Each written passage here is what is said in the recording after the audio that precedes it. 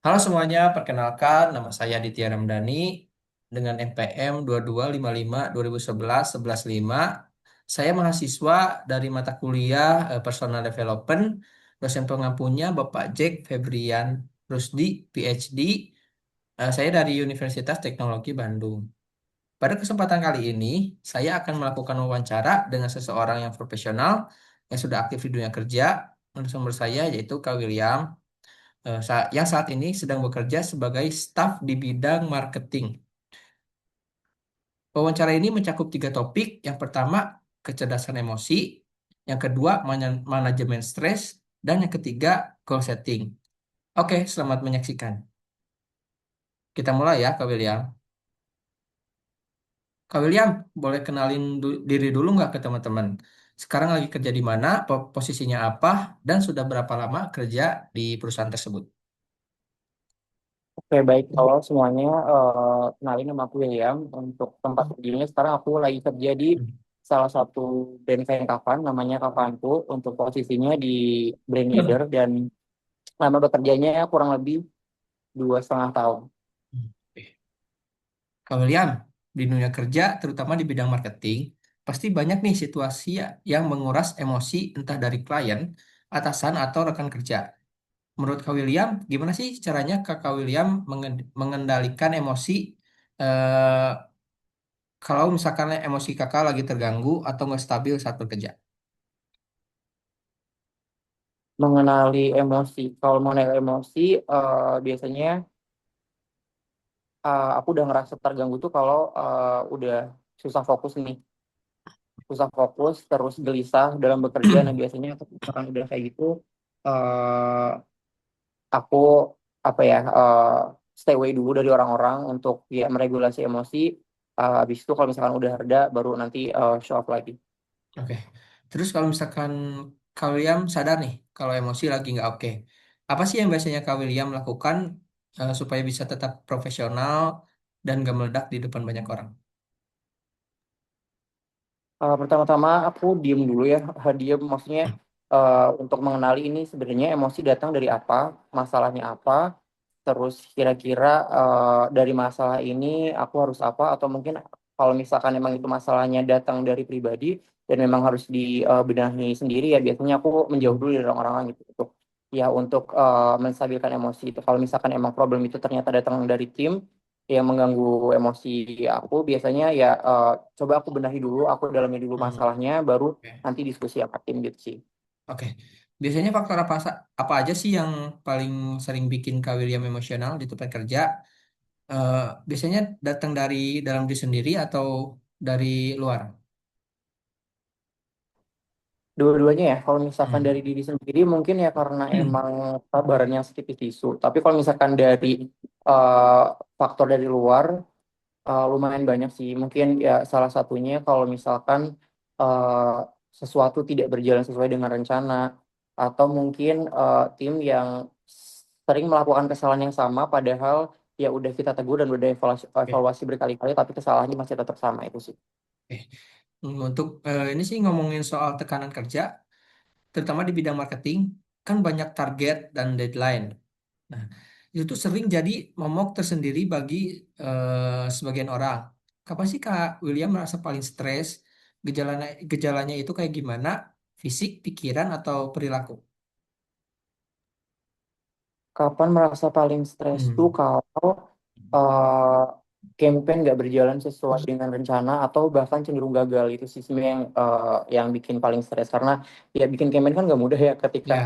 kita Hmm. udah merencanakan sebuah campaign dan ternyata itu gagal, ya kita harus putar otak lagi gitu, gimana caranya apa ya produk atau pesan yang kita bangun terhadap produk kita tuh bisa terdeliver dengan baik ke konsumen dan pasar gitu sih. Hmm.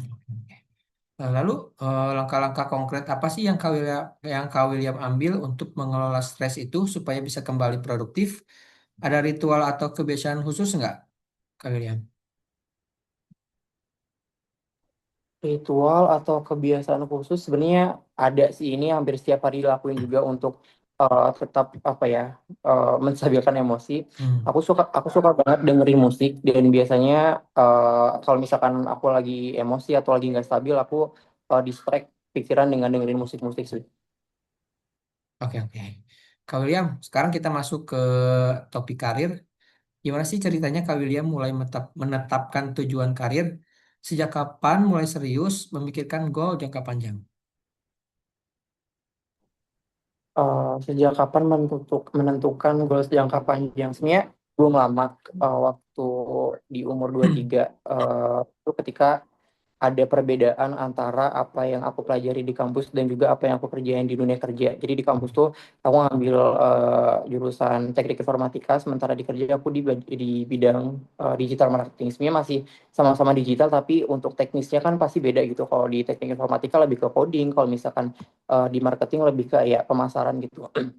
Nah, dari situ aku ngerasa kayaknya ini untuk jangka panjang tidak ideal, makanya di situ aku mulai harus harus ada salah satu yang dikorbankan gitu. Akhirnya aku mengorbankan prodi aku di kampus, jadi aku switch jurusan ke bisnis digital. Akhirnya aku bisa fokus ke bidang bisnis. Apa yang aku dapeti di kampus juga akhirnya bisa aku terapin juga di pekerjaan gitu, di dunia profesional gitu. Dan sejak kapan harus memikirkan jangka panjang gitu sih, kurang lebih ketika sekitar 2 tahun laluan lah. Kalau boleh tahu, target jangka pendek dan jangka panjang Kak William di karir ini apa sih, Kak? Dan gimana sih cara Kak William memformulasikan target itu supaya jelas dan bisa terukur? Untuk target jangka pendeknya lulus kuliah dulu sih.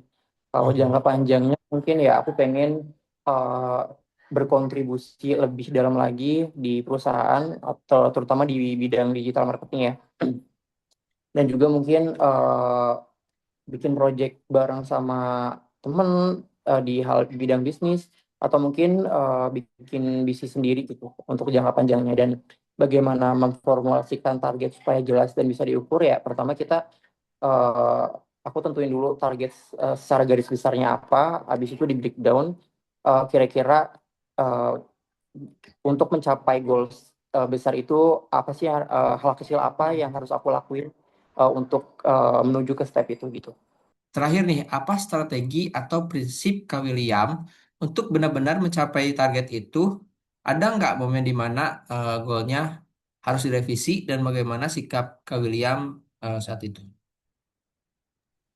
Kalau strategi atau prinsip untuk benar-benar capai target, sebenarnya lebih ke aksi ketika target itu tercapai sih. Jadi itu yang melatar belakangi aku akhirnya benar-benar untuk achieve target dan melakukan sungguh-sungguh gitu. Misalkan dalam dunia bisnis kan pasti kita tidak jauh dengan target tuh omset ya. Misalkan dalam 1 bulan kita omset 1 miliar. Nah, ketika target 1 miliar itu tercapai, kita mau apa? Action apa yang akan kita lakukan ketika target itu tercapai gitu. Kita kan nggak mungkin diem-diem aja gitu kan. Nah, biasanya uh, action itulah yang jadi motivasi untuk benar-benar capai target. Nah, kalau momen-momen soal goals yang direvisi, sebenarnya kalau goals tuh jarang direvisi ya.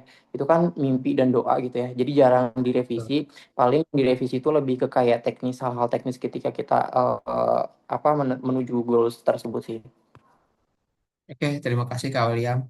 Nah, itu tadi wawancara yang saya dengan sorry.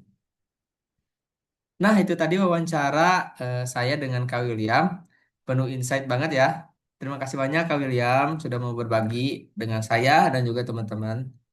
Buat teman-teman yang nonton, semoga 3 topik tadi bisa menjadi bekal kalian di dunia kerja untuk kedepannya tentunya. Jangan lupa like, komen, dan sampai jumpa.